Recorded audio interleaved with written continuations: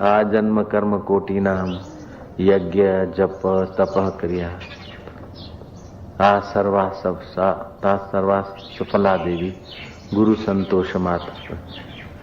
करोड़ों जन्म के यज्ञ जप तप तभी सफल हुए जब आत्मज्ञानी गुरु संतुष्ट हो गए। गुरु नाराज हो गए तो उसके भाग्य में बाकी बचा क्या। गुरु के हृदय में ठेस लगी अथवा उसका गुरु उससे राजी नहीं है तो इंद्र भी परास्त हो गया। केवल माला का अनादर किया था और गुरु नाराज हो गए थे, गुरु असंतुष्ट हो गए थे तो दैत्यों ने दबा दिया इंद्र को, घर घर की ठोकर खाने वाला कर दिया। और जब त्वष्टा प्रजापति विश्व का पुत्र विश्वरूपा उसको रिझाया, भगवान ने आइडिया दिया और उस पर गुरु संतुष्ट हुए तभी इंद्र फिर चमका। तो ये सेवा आदि। और गुरु संतुष्ट कब होंगे? जब हमारी उन्नति होगी। तो हमारी उन्नति कब होगी? झाड़ू लगाने से होगी कि हाँ, ये करने से होगी हाँ। अपने व्यक्तिगत स्वार्थ छोड़कर ईश्वर के लिए काम करते तो हमारी उन्नति होती है, तो गुरु संतुष्ट होते हैं। ऑफिसर को तो प्रमोशन की लालच रहती, प्रमोशन का बदला है संसार की सहूलत। साधक संसार की सहूलत के लिए साधना नहीं करता, संसार की सहूलत के लिए सेवा नहीं करता, वो तो संसार के स्वामी को वश करने के लिए सेवा करता है। अपने वश कर दीनू रामू। हनुमान ने ऐसा सेवा खोजा और ऐसा सेवा किया कि राम जी को वश कर दिया। कह हनुमंत प्रति उपकार करऊं का तोरा, सन्मुख हो न सके मुख मोरा। हनुमान जी मैं तुम्हारी सेवा का क्या प्रति उपकार करूं। राम जी भी लाचार हो जाते, हनुमान जी ने ऐसा सेवा किया। और ये तो तुमको विदित है कि एक बार सीता जी ने, भरत ने, लक्ष्मण जी ने, शत्रुघ्न ने सारी सेवा अपने अपने जिम्मे कर दी, हनुमान को सेवा ही नहीं बची। तो राम जी ने कहा अच्छा जो इन्होंने नहीं खोजी हो वो ही करो। तो सब सेवा तो हनुमान की छीन ली गई थी, तो चुटकी बजाने की सेवा हनुमान ने खोज ली। और रात को कहाँ माता जी सेवा करती हो चरण चंपी, तो उनके सामने बैठना पति पत्नी के बीच ये तो असंभव है सेवक का। तो प्रभु को तो कभी भी जमाई आ सकती। तो छत पे चले गए हनुमान और चुटकी बजाना चालू कर दिया तो राम जी का मुंह खुला रह गया। आखिर सीता जी, कौशल्या जी, भरत, शत्रुघ्न इकट्ठे हुए। क्या हो गया ठाकुर जी को पता नहीं चला। वशिष्ठ महाराज आए, देखा कि सब है उनका सेवक कहाँ है? हनुमान जहाँ हो वहां से आ जाए। तो हनुमान जी तो छत पे बैठे बैठे चुटकी बजा रहे थे कि प्रभु को कभी भी बगासा जमाई आ सकती। हनुमान जहाँ हो आ जाए, जंप मारा हनुमान, चुटकी बंद हो गई बजाना और राम जी का मुख मंडल जमाई की एक्शन से रुक गए। बोले ऐसा क्या हो गया था प्रभु? बोले वो सेवक बजा रहा था, जमाई ना आ जाए, और चुटकी बजा रहा था तो उसकी चुटकी चालू, तो फिर इसको जमाई भी चालू रखनी पड़े। अपने बश कर दीनो राम। तो ये हनुमान ने कोई राम जी को कूड़ कपट से वश नहीं किया, दिखावटी सेवा से वश नहीं किया, सच्चे भाव से सेवा किया तो वश हो गए। ये सेवा में बड़ी शक्ति है। और कलयुग में तो सेवा धर्म का बड़ा महात्मा है। योग समाधि कलयुग में सब लोग नहीं कर सकते, कोई विरला जोगी। हम तो भाई नहीं कर सकते, हम नहीं कर सकते योग समाधि। हाँ ध्यान भजन करते, आत्म विचार करते, लेकिन वो समाधि का युग नहीं। ये तो सेवा, सत्संग, विचार, जप, ध्यान, ये सब अपना गाड़ी युग के अनुसार। हवाई जहाज वाले बताते कि इस डायरेक्शन में हवाई जहाज चलाना पड़ता है, इतनी ऊंचाई पर जाना पड़ता है। अगर पूर्व से पश्चिम जाते तो 8000 की ऊंचाई से, और पश्चिम से पूर्व की तरफ जाते तो 7000 की ऊंचाई पकड़नी पड़ती। उत्तर से दक्षिण जाते तो 9000 और दक्षिण से उत्तर जाते तो 10,000 करीब करीब।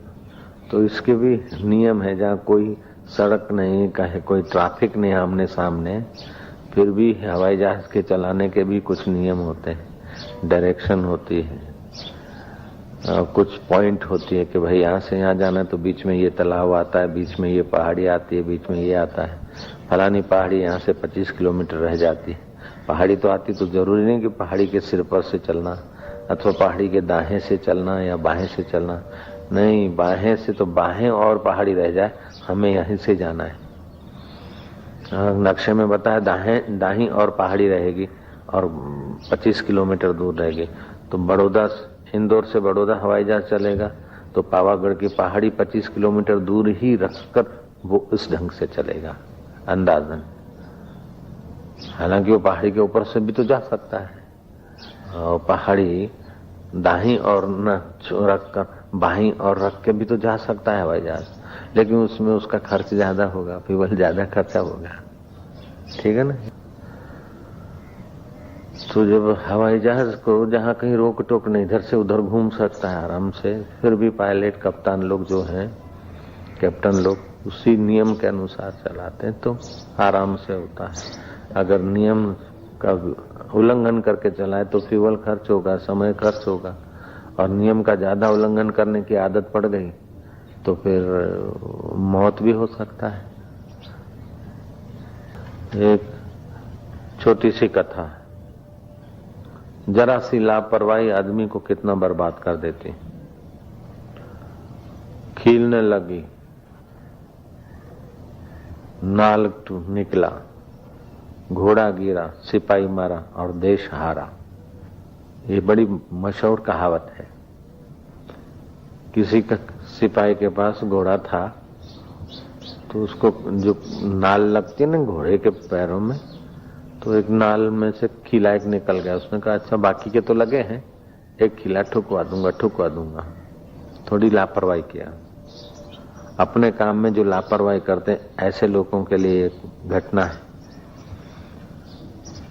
शत्रु ने चढ़ाई कर दी, उस सिपाही को कोई खास सूचना लिखकर लिफाफा दिया कि जल्दी से जल्दी वहां पहुंचाओ ताकि शत्रु हमारे जो राज्य पर नियंत्रण कर ले उसके पहले ही हमारी फौज मुकाबला करने लग जाए।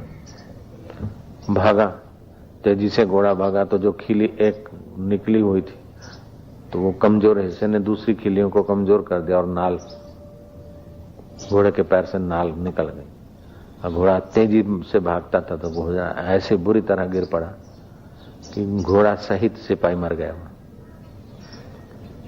अब वो जो चिट्ठी पहुंचानी है कैसे जाए, वो तो घोड़ा है नहीं और घोड़ा मरा, सिपाही गिरा, घोड़ा मरा। अब वो सिपाही बेचारा लंगड़ाता पहुंचे, उसके पहले तो शत्रुओं ने किले पर कब्जा कर लिया। घोड़ा मरा, सिपाही गिरा, घोड़ा मरा और देश हारा। कील न ठुकवाए, घोड़ा गिरा, घोड़ा मरा, सिपाही गिरा और देश हारा। एक कील की तो कीमत 4 पैसे भी नहीं होती। वो 4 पैसे की कील जिस समय लगवानी चाहिए थी उस समय लगती तो देश नहीं हारता, घोड़ा नहीं मरता और सिपाही नहीं गिरता। दूसरा एक आदमी था, शादी विवाह में गया, इधर उधर देखा कि जगह नहीं, समय नहीं, कहाँ सोऊं, चलो एक जगह पर अपना लगाकर बिछात सो गया। तो सुबह जब उठा तो उसके पेट पर से चूहा गुजरा। वो आदमी रोया। किसी ने पूछा क्यों रो रहे, कि मैं कैसा बेवकूफ, मौत के मुंह में जा रहा था। कैसे? बोले मैं रसोड़े के दरवाजे के आगे सो गया, रसोई घर में चूहे आते जाते, मेरे को पता नहीं, और चूहा मेरे पेट पर से गुजरा। तो बोले क्या बड़ी बात हो गई? बोले कभी चूहा गुजरा तो चूहे को पकड़ने के लिए सांप भी तो गुजर सकता है, और मेरा कहीं हाथ भाथ लग जाता तो सांप काट देता तो मौत भी तो हो सकती थी। तो मैं लापरवाही से, जी हाँ, मैं अपनी लापरवाही को रो रहा हूं कि कहाँ सोना चाहिए, कैसे सोना चाहिए, इस नियम का मैंने उल्लंघन किया। ड्राइविंग के नियम का उल्लंघन करता तो देखो क्या हाल हो जाता है। जैसे इस जीवन में कुछ नियम है, उनको कोई कहे तब पाले नहीं, अपने आप पालने चाहिए कि हम पर विश्वास रखा है, हमको जो चीज दी है तो हमारी जिम्मेदारी है, हम उसको संभाल के चलाएं, संभाल के रखें। हम किसी को पकड़ा दें, वो किसी को पकड़ा दें, तो ऐसे लोग जीवन में कोई ज्यादा बरकत नहीं ला सकते। अपनी जिम्मेदारी आप समझें, अपना स्वामी आप बने। जो अपने मन का स्वामी आप नहीं बनता है, अंधाता अंधाता ऐसा कर दिया तो ठीक है, लेकिन भटक जाएगा वो। और जब भटकता तो पता नहीं चलता कि हम भटक गए। हमेशा दूसरे के गुण देखें, अपना दोष ढूंढ के उखाड़ के फेंकें। हमको तो हजारों जन्म का काम एक ही जन्म में करना है। हजारों जन्म के वासना के संस्कार, राग द्वेष के संस्कार, मान अपमान के संस्कार। मान मिलता है तो अच्छा अच्छा। मेरे गुरुजी ने उनकी बड़ी श्रद्धा से सेवा करने वाले वीरभान को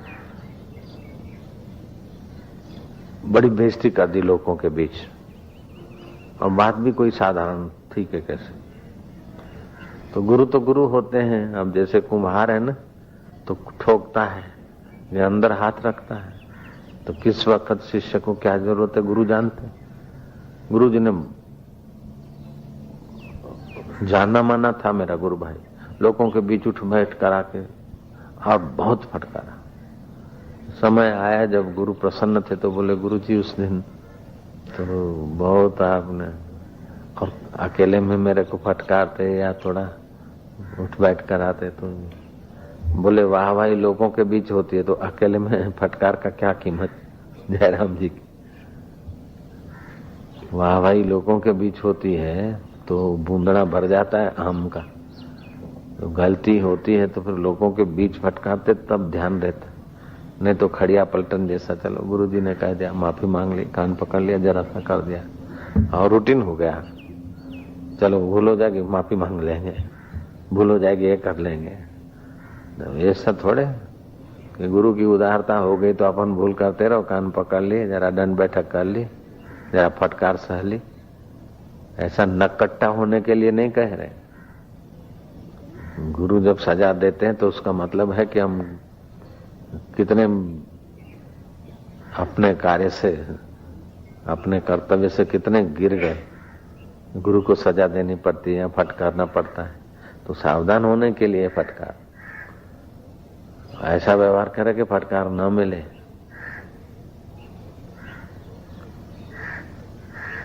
हमारा शत्रु भी हमारा व्यवहार देखे तो उसको भी मन में मान आ जाए। जैसे राम जी के व्यवहार से राम जी के शत्रु को भी आदर हो जाता था, राम जी के व्यवहार से राम जी के शत्रुओं को भी राम जी के लिए आदर हो जाता था। और कुछ मूर्ख लोग ऐसा व्यवहार करते कि अपने गुरु भाइयों को ही नफरत हो जाए, अपने मित्रों को ही नफरत हो जाए, अपने कुटुंबियों को ही अपने व्यवहार से नफरत हो जाए। अपने व्यवहार से अपने स्नेही को, अपने मित्रों को, अपने कुटुंबियों को, अपने गुरु भाइयों को नफरत हो जाए। कुछ ऐसे बेवकूफ लोग होते और कुछ ऐसे बुद्धिमान होते हैं कि अपने व्यवहार से अपने तो खुश होते हैं, लेकिन जो अपने निंदक हैं उनका भी दिल झुक जाता है। जैसे गांधी जी का ऐसा व्यवहार था कि गांधी जी के क्रिटिसाइज लिखने वाले अखबार भी उनकी प्रशंसा लिखे बिना नहीं रहते थे। राम जी का ऐसा स्वभाव कि रावण मरते समय भी उनकी प्रशंसा किए बिना नहीं जा रहा है। तभी तो वो श्री राम है, मेरा उनके चरणों में प्रणाम है। लक्ष्मण ने कहा कि राम जी आंसू बहा रहे हैं तुम्हारे इस भूमंडल से जाने पर। राम जी कह रहे हैं बड़ा योद्धा एक संसार से जा रहा है, पर स्त्री हरण जैसा एक अपराध है, बाकी उसमें बहुत सारे गुण हैं। राम जी ऐसा विचार करके आंसू बहा रहे हैं। लक्ष्मण ने जाकर कहा तो वो दशासन कहता है, शरीर की स्थिति तो लाचार थी, सिर कटे हुए थे, नाभि में बाण चुभे थे, अब मृत्यु की सांसें गिन रहा था। और कैसे उसने हाथ घसीट के कैसे मिलाए होंगे, कैसे हाथ जोड़े होंगे, तो वो तो रणवीर जाने। उस वीर ने हाथ जोड़े रावण ने। बोले बाबू वो तो दुष्ट था, फिर भी आप वीर वीर कर रहे हैं। अरे राम जी कह रहे हैं, हमने कह दिया तो क्या है। राम जी कह रहे हैं एक वीर धरती से जा रहा है, योद्धा जा रहा है, बहुत सारे उसमें गुण थे। तो राम जी को शत्रु के भी गुण दिखते थे, तो शत्रु को भी मजबूर होकर राम जी के गुणों पर नजर उसकी पड़ी जाती। अपने व्यवहार से शत्रु को भी शत्रु पर विजय पाने का क्या तरीका है कि उसको मार दें, उसकी निंदा करें तो विजय पाया? नहीं, उससे तो शत्रु पुष्ट हो जाएगा। उसकी निंदा करोगे तो उसकी शत्रुता पुष्ट हो जाएगी और आपके अंतःकरण में उसकी शत्रुता गहरी हो जाएगी।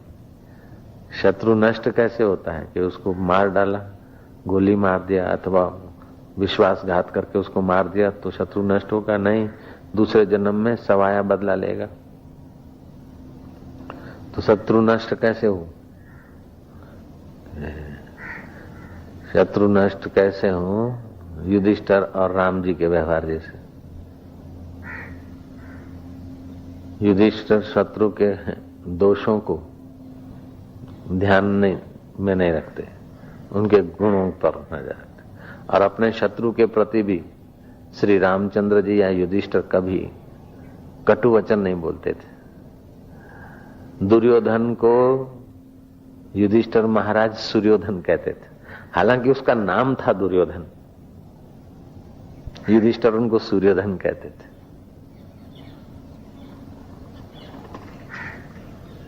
लंकेश राम जी रावण को दुष्ट रावण नहीं कहते कभी, लंकेश।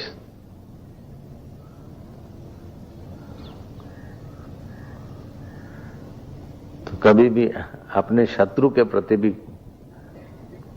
क्रूर वचन, कटु वचन नहीं बोलने चाहिए। वाणी ऐसी बोलिए जो मनवा शीतल होए, औरन को शीतल करे आप ही शीतल हो। तोछड़ा व्यवहार करने से, तो तोछड़ा व्यवहार, तोछड़ी वाणी अपना करा कराया सब चौपट कर देती और उससे तंदुरुस्ती भी खराब हो जाती है। जब हम कटु वाणी बोलते हैं ना तो हमारे रक्त के कण खराब हो जाते हैं और बार बार बीमार हो जाएंगे हम लोग। मधुर वाणी और मधुर मन से हमारे रक्त के कण भी सुंदर सुहावने होते हैं, आरोग्यता में मदद मिलती है। जो आदमी हंसमुख है, प्रसन्न चित्त है, मधुर भाषी, वो ज्यादा बीमार नहीं होगा। और जो कटु भाषी है, जरा जरा बात में भड़क जाएगा, वो आदमी आपको बीमार मिलेगा। जांच करके देखिए। तो हम लोगों को स्वभाव बदलने पर भी ध्यान देना चाहिए। तोछड़ा स्वभाव, मूल में दो चार व्यक्ति तोछड़े होते हैं ना तो फिर पूरा नीचे का वातावरण तोछड़ा हो जाता है। लेकिन ऐसा नहीं होना चाहिए, किसी का भी दोष हम में ना आए। हमारा गुण चाहे कोई ले ले, लेकिन हमारे में किसी का दोष ना आए, ये हमारी जिम्मेदारी, सावधानी। मेरे गुरुदेव ने गुलाब का फूल दिखाया मेरे को, बोले जाओ इसको दुकान पर रखो, करियाने की दुकान पर, आटे पर, दाल पर, चावल पर, गुड़ पर, घी पर, सब जगह रखो। फिर लाकर गटर पे रखो, फिर सब्जी मंडी में ले जाओ, अलग अलग सब्जियों पे रखो। और बाद में गुलाब के फूल को सूंघोगे तो सुगंध किसकी आएगी? मैं क्या गुरुजी गुलाब की ही आएगी। ऐसे ही तू गुलाब होकर महक तुझे जमाना जाने। गुलाब किसी की बू नहीं लेता, अपनी सुगंध देता है। ऐसे ही मनुष्य को अपनी सुगंध, साधना की सुगंध, सेवा की सुगंध, सदाचार की सुगंध, ईश्वर प्रीति की सुगंध, गुरु भक्ति की सुगंध महकाना चाहिए। दूसरों की निगुरापने की या और कोई दोष दृष्टि की या निंदकों की या औरों की बातों को सुनकर अथवा सोचकर अपनी सुगंध बिगाड़ना नहीं चाहिए। नारायण नारायण नारायण, तू गुलाब होकर महक तुझे जमाना जाने, ऐसा मन को रोज कहा कर। पिस्तौल बंदूक से रक्षा नहीं होती, सदाचार के विचारों से ही अपने चित्त की रक्षा होती। मान पचाने की भी शक्ति होनी चाहिए, अपमान पचाने की भी शक्ति होनी चाहिए, अपना दोष निकाल के उखाड़ के फेंकने की भी शक्ति होनी चाहिए। तो दूसरे के दोष भी निकालने में वो समर्थ हो जाएगा, वो गुरु बन जाएगा। अपने मन का एक बार स्वामी हो जाए तो दुनिया का स्वामी हो जाएगा। अपना साक्षी आप है, निज मन माही विचार, नारायण जो खोटे उनको तुरंत निकाल। हमने अच्छा क्या किया उधर हम अगर देखते रहेंगे तो हमारी उन्नति नहीं होगी। हम इससे भी बढ़िया कर सकते कि नहीं कर सकते? अच्छा, और हमारी गलतियां कौन सी है? एक शिष्य ने बड़ी सुंदर आकृति गुरुजी को दिखाई पास करने को कि चित्र कैसा मैंने आकृति की। गुरुजी ने देखा कि मैं भी ऐसा चित्र नहीं खींच सकता। तुम बहुत सुंदर, शाबाश। वो शिष्य रोने लगा। गुरु ने बोला क्यों रोता है? बोले अब मेरे उन्नति का मार्ग रुक गया। मेरी गलती बताने वाले गुरुदेव भी मेरी प्रशंसा कर देंगे, कमी कहाँ है? जो गुरु हमारी कमी ढूंढकर निकालने के लिए हमें हमारी कमियों पर नजर रखते हैं, वही हमारी उन्नति कर सकते हैं। अब वो कमियों पर नजर रखने वाले हमारी प्रशंसा कर रहे हैं, तो हमारे गुणों पर नजर डालकर प्रशंसा करेंगे तो हम कमियां कहां से निकलवाएंगे? तो गुरु बनना कोई मजाक की बात नहीं है। वाहवाही करके मस्का मारकर अपने को बड़ा कहला देना अलग बात है, लेकिन बड़ी जिम्मेदारी है गुरुदेव की, बहुत जिम्मेदारी।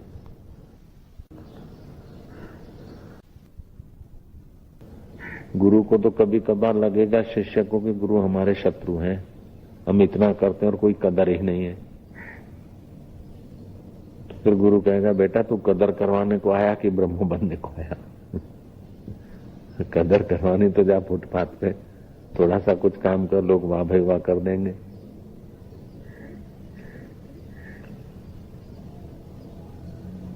गुरु कदर क्या करते हैं? गुरु जी तो ऐसी कदर करते हैं कि करोड़ों जन्म के माता पिता और मित्र नहीं कर पाएंगे, ऐसी कदर करते कि हमको ब्रह्म देखना चाहते, हमारे लिए ब्रह्म सोचते, ब्रह्म हो जाए जो वास्तविक में मुक्त हो जाए, दोबारा किसी गर्भ में न पड़े। ऐसी बड़ी कदर और कोई दुनिया में कर ही नहीं सकता। गुरु जितनी कदर करते हैं और जहां पहुंचाना चाहते हैं ऐसा तो दूसरा सोच भी नहीं सकता, क्योंकि ऐसा ब्रह्म स्वरूप ईश्वर तो दूसरे ने देखा ही नहीं तो क्या सोचेगा उसके लिए? वो महात्मा का एक शिष्य बन गया राजकुमार। चलो बेटा यात्रा करेंगे। यात्रा करते करते भिक्षा ले आए छोरा, राजकुमार साधु हो गया। अब छोरा भिक्षा ले आए और बूढ़े बाबा और छोरा खा लेते। एक बार थके मांदे थे, भिक्षा लाए, सो गए। जवान लड़के को नींद ज्यादा आती, बूढ़े को कम आती। और बूढ़े बाबा जग गए तो देखा कि पेड़ के मूल में कोई बिल था, उस बिल से सांप निकला। गुरु ने अपनी योगिक शक्ति से पूछा क्यों मेरे शिष्य की ओर जा रहा है? बोले मेरा अगले जन्म का शत्रु है, मैं इसके गले का खून पीऊंगा। गुरु ने उसे समझाया, बोले महाराज तुम कहोगे तो अभी तो चला जाऊंगा, लेकिन बदला लेने के लिए फिर विधाता इसको मेरी जगह पे तो भेजेगा ही। तो विधाता के लेख को मेख महाराज क्यों मारते? बोले अच्छा तो उसके पैर का कहीं का भी खून ले ले। बोले नहीं, इसने मेरे गले का खून लिया तो मैं इसके गले का खून लूंगा। महाराज ने कहा अच्छा मैं दे देता हूं।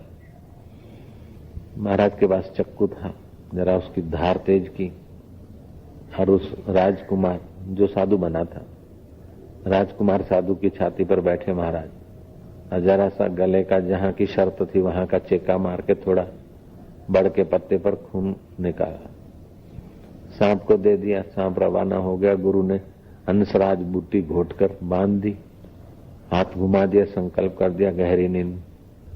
और संध्या हो गई, सूर्यास्त हुआ। गुरु ने देखा कि अब यहाँ रहना खतरा है, शिष्य को जगाया।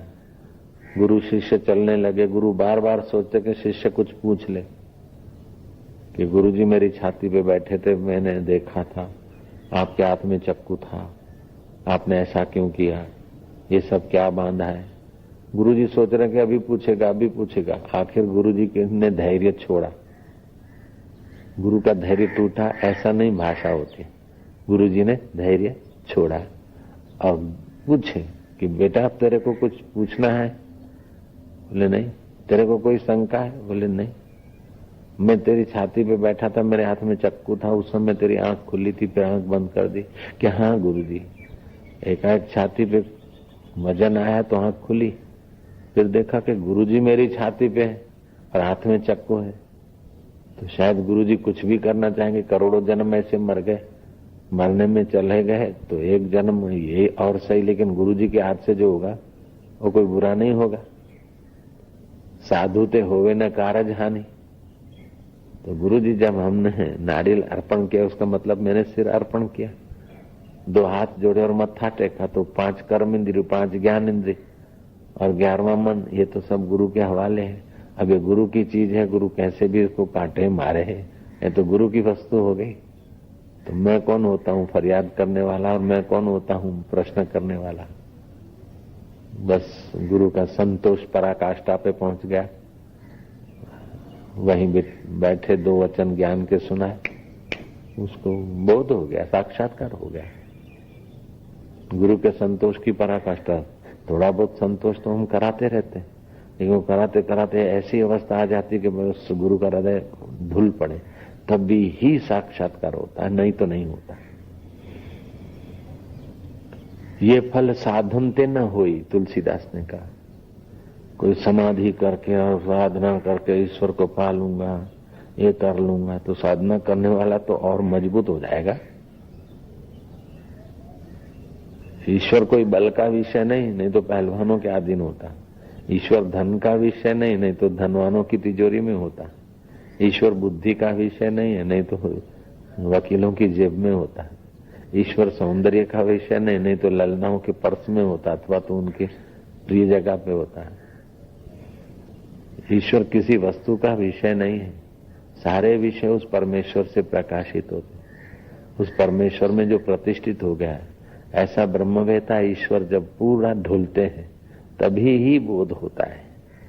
अन्यथा थोड़े थोड़े कुछ सामर्थ्य, सत्य वचन, सत्य संकल्प, ये सब आएंगे, लेकिन वो आएंगे, उसका उपयोग करो तो खर्च हो जाएंगे।